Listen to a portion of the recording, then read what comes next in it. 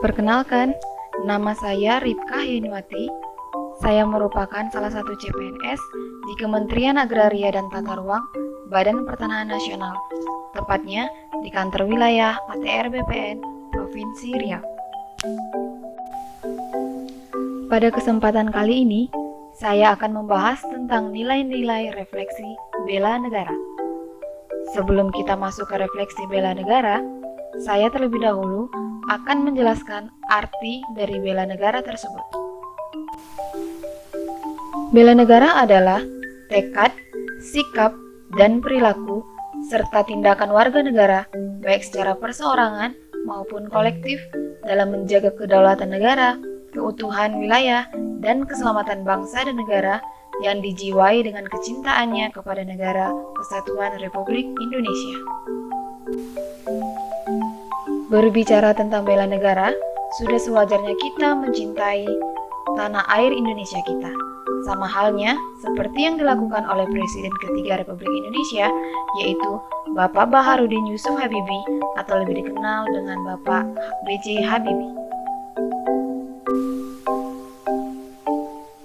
Beliau merupakan seorang tokoh yang dikenal karena kecerdasannya dan dikenal juga sebagai Bapak Teknologi. B.J. Habibie lahir tepatnya di Parepare pada tanggal 25 Juni 1936 dengan masa menjabat presiden pada tanggal 21 Mei tahun 1998. Beliau menempuh pendidikan SMA di SMAK Dago, Kota Bandung pada tahun 1954 dan kemudian melanjutkan pendidikan di ITB atau Institut Teknologi Bandung. Namun, hanya beberapa bulan di ITB, kemudian ia memutuskan untuk mengikuti jejak teman-temannya untuk bersekolah di Jerman. Mengingat pesan Bung Karno tentang pentingnya penguasaan teknologi yang berwawasan nasional, yaitu teknologi maritim dan teknologi dirgantara di kala Indonesia waktu itu masih berkembang, akhirnya B.J. Habibie diberi kesempatan belajar di Jerman. Habibie merupakan rombongan kedua di antara ratusan pelajar SMA yang secara khusus dikirim ke berbagai negara. Hidupnya semakin keras di Jerman. Pagi-pagi, Habibie harus jalan kaki cepat ke tempat kerjanya yang jauh untuk menghemat biaya hidup, kemudian pulang malam hari dan belajar untuk kuliahnya. Memang penuh liku, akan tetapi mendapatkan hal yang manis di akhir hidupnya dengan pulang ke Indonesia, membuat pesawat Indonesia, kemudian menjadi Presiden Republik Indonesia. Habibie merupakan anak keempat dari total 8 bersaudara. Habibie juga tumbuh dalam keluarga religius di mana ayah beliau seringkali membacakan ayat suci Al-Quran semenjak beliau kecil. Habibie menyatakan jika ayat suci yang dibacakan ayahnya selalu mampu membuat dirinya tenang.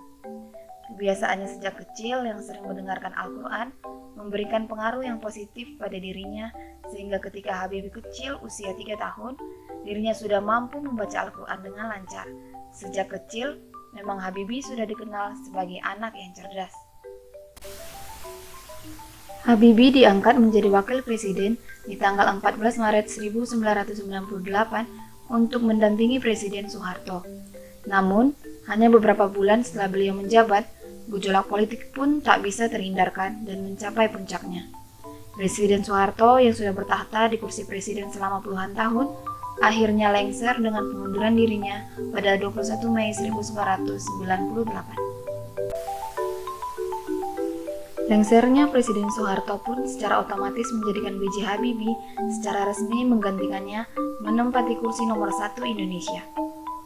Beliau menjadi Presiden ketiga Republik Indonesia dan hanya menjabat sekitar 1 tahun, di mana beliau justru mewarisi kondisi saat Indonesia sedang dalam masa rusuh dan banyak wilayah yang ingin melepaskan diri dari Indonesia. Perjuangan B.J. Habibie sebagai anak bangsa yang selalu berusaha untuk menggapai cita-cita demi kemajuan pembangunan Indonesia memang penuh liku tajam kehidupan. Banyak sekali pengalaman hidup yang bisa kita pelajari. Sifat-sifat B.J. Habibie yang dapat kita teladani antara lain disiplin membagi waktu, rasa ingin tahu yang tinggi, tidak mudah menyerah, penuh pengabdian kepada negara, berpikir kritis, dan cinta terhadap keluarga. teladan yang dapat kita terapkan dalam menjalankan tugas sebagai ASN adalah disiplin dalam menjalankan tugas kerja, menciptakan rasa ingin tahu yang tinggi, mengikuti perkembangan zaman di era digital, mengedepankan kepentingan negara, loyalitas pada pekerjaan dan atasan, dan cinta keluarga.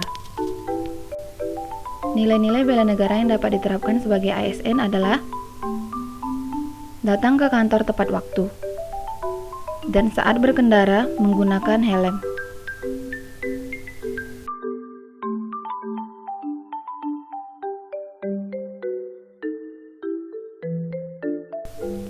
Di masa pandemi saat ini, diharapkan dapat menerapkan protokol kesehatan.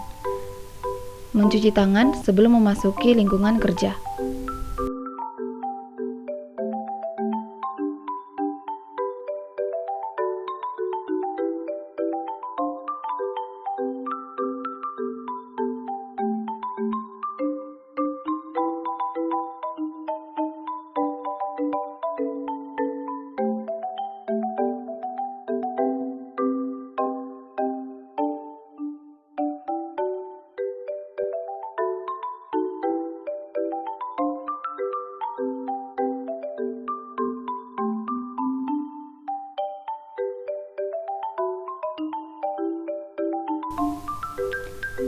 Melaksanakan tugas dan kewajiban kantor sebaik mungkin.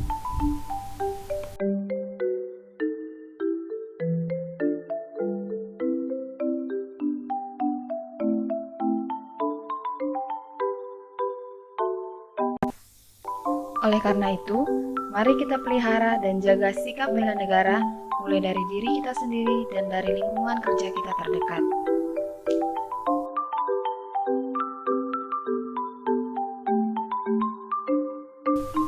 Akhir kata saya ucapkan terima kasih dan salam sejahtera untuk kita semua.